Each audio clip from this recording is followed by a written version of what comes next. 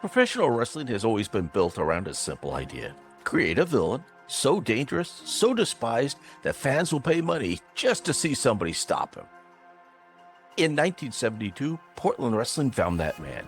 He weighed more than 300 pounds. He was loud, he was violent, and on his very first night in the territory, he broke Lonnie Main's arm. His name was Bull Ramos. But Portland already had somebody waiting for him, a man with charisma, a devastating piledriver, and an attitude that said he wasn't backing down from anybody. That man? Dutch Savage. For much of the decade, they would fight for championships, for supremacy, and most importantly, for the paying customers who couldn't wait to see them do it again.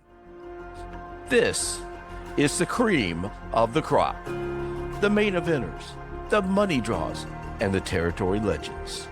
And this is the story of Dutch Savage and Bull Ramos.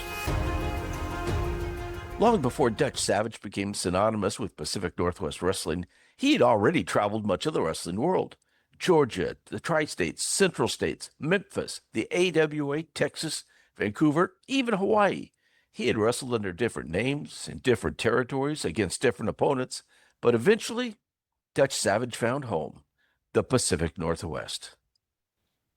He came to Portland full-time in 1970, and you couldn't miss him.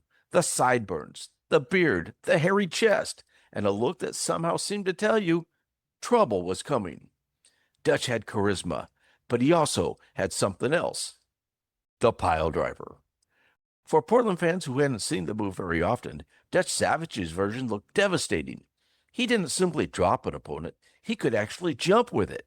And when Dutch Savage hit that piledriver, you believed somebody had been hurt. The championships followed. 7 Northwest Heavyweight Championships, 12 Northwest Tag Team Championships, 12 Canadian Tag Team Championship. But as we've learned on the cream of the crop, championships tell us what happened. They don't always tell us why somebody mattered. And Dutch Savage mattered because people paid to see him. He had the look, the ability, the charisma, and perhaps most importantly, he understood how to make professional wrestling feel personal. By the end of 1971, Dutch had become a fan favorite. The Royal Kangaroos attacked Beauregard, and Dutch Savage made the save. The former villain was becoming Portland's hero, and the timing couldn't have been better because another man was about to walk through the door. January 8th, 1972, Bull Ramos arrived in Portland, and he didn't exactly introduce himself quietly. The promotion had told Portland fans that only one man was tough enough to face Bull Ramos, Lonnie Main. That was Bull's first opponent, and Bull Ramos broke Main's arm. Years later, Ramos remembered that first night. I wrestled Lonnie Main, I broke his arm. Everyone went crazy. And then Bull said something that tells us almost everything we need to know about what happened next. My road was paved with gold, sellout after sellout. That's a money draw. Bull Ramos wasn't polished. He wasn't pretty. He wasn't supposed to be. He was 340 pounds and moved much faster than a man that size had any business moving. He could talk. He understood timing. He understood psychology. And most importantly, he knew how to make people hate him. Dutch Savage would later pay Bull perhaps the ultimate compliment. He called Ramos possibly the best heel in the business during his tenure. Dutch praised his psychology, his interviews, his gimmick, and especially his timing. Complete timing was how Dutch described it. And remember who's saying that? The man who spent years standing across the ring from him. Because after Bull arrived, there was one opponent Portland fans wanted to see him fight, Dutch Savage. April 29th, 1972, Bull Ramos defeated Dutch Savage for the Northwest Heavyweight Championship.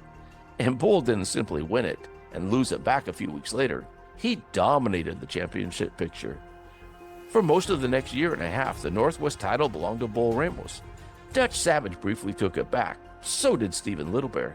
But Bull kept coming. And years later, he would return and take the championship from Dutch Savage once again. This wasn't a rivalry built around one match. It wasn't one summer. Dutch Savage and Bull Ramos would feud for much of the decade. And somewhere along the way, something interesting happened. The two men, who appeared to hate each other inside the ring, developed a relationship outside of it. And Bull Ramos told a story that may explain why their matches work so well. The first time Bull remembered wrestling Dutch in Roseburg, Dutch kept looking at him, smirking. Bull couldn't figure out what was wrong with him. Then during the match, Dutch put 2 fingers in Bull's mouth, pulled them out, and rubbed them across Bull's face. And the smell was apparently unbelievable. Bull got angry, really angry. He started kicking Dutch, kicking him hard. And Dutch sat in the corner laughing. The crowd went crazy. Bull later discovered what Dutch had put on his fingers. Salmon oil. Professional wrestling, Portland style. But here's the important part of that story. Dutch understood Bull. He knew exactly what button to push to make Bull Ramos react. And Bull understood Dutch. Together, they could make an audience believe that whatever was happening between them was real. That is chemistry. And you can't manufacture that. But apparently, you can manufacture the smell. Eventually, Dutch and Bull became friends. They even went salmon fishing together. Bull once spent an hour and a half fighting a 40-pound salmon, finally getting it alongside the boat. Dutch took the cigar from Bull's mouth, touched it to the fishing line, and burned the line in two. The salmon was gone. Bull started beating on Dutch, and Dutch was laughing. According to Dutch, the salmon was spawning and wasn't any good anyway. Bull only had one question. Why didn't you tell me that before I spent an hour and a half trying to catch it? Inside the ring, they could make thousands of people believe they hated one another. Outside the ring, they apparently were still capable of trying to kill each other, just for different reasons. The feud eventually cooled. Dutch went on to battle Jimmy Snuka, Ripper Collins, Killer Krupp, The Skull, Jesse Ventura, Buddy Rose, and so many others. He also became a promoter, running towns in Washington. Bull Ramos continued doing what Bull Ramos did, winning championships, making enemies, and drawing money. He won the Northwest Heavyweight Championship 4 times and the Northwest Tag Team Championship 5 times. But there is one statement from Bull that may be more important than every championship. Years later, Bull said Don Owen brought him back and told the fans that Bull Ramos had made him more money than any wrestler in the world had made him. Whether you measure that literally or as the way Bull remembered the compliment, the point is unmistakable. Bull Ramos drew money. Bull himself explained why he remained in Oregon for 7 years very simply. I had nothing but money. In Dutch, when wrestlers talked about Dutch Savage, personal feelings sometimes varied. But eventually, the conversation often comes back to the same thing, making money. Dutch Savage knew how to do it. He had ability. He had charisma. And he became one of the defining wrestlers of the Pacific Northwest. So why do Dutch Savage and Bull Ramos belong in the cream of the crop? Because this series isn't simply about championships. It's about wrestlers who could make people buy a ticket. Dutch Savage became synonymous with the Northwest. Bull Ramos arrived, broke Lonnie Main's arm, and watched his road become, in his own words, paved with gold. One became one of Portland's great heroes. The other became one of its greatest villains.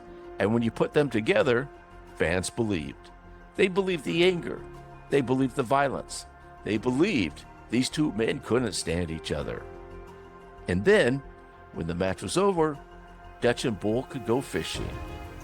Although apparently, even that wasn't safe.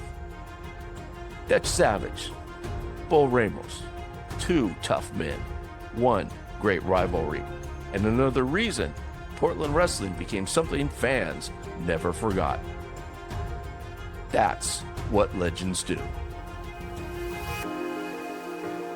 Next Friday, the cream of the crop continues, and we're staying with the rivalries because the next one helped define another generation of Portland wrestling. One was the hometown powerhouse, a man whose popularity would explode throughout the Pacific Northwest. The other was the leader of one of Portland wrestling's most dominant groups. Billy Jack Haynes, Rip the Crippler Oliver. 2 men, 2 sides, and another classic Portland wrestling feud. That's next Friday on The Cream of the Crop. If you've enjoyed today's episode, follow the podcast on Spotify, Apple Podcasts, YouTube, or wherever you get your wrestling fix. New episodes drop every Friday. And if you know someone who remembers Dutch Savage, Bull Ramos, or the glory days of Portland wrestling, share this episode with them. Every listener helps keep these stories alive. The Cream of the Crop is based on the Encyclopedia of Portland Wrestlers by author Mike Rogers, available now on Amazon. I'm your host, Frank Culbertson. Thanks for spending part of your day with me. Until next Friday, the legends, the money draws, the main eventers, the cream of the crop.